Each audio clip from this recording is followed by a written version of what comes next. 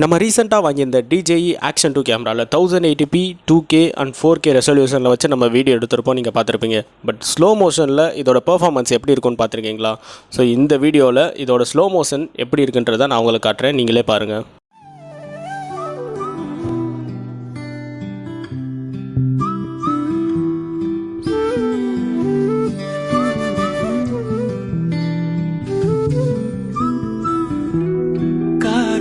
கடவையே என்னை எங்கே இழுக்கிறாய்,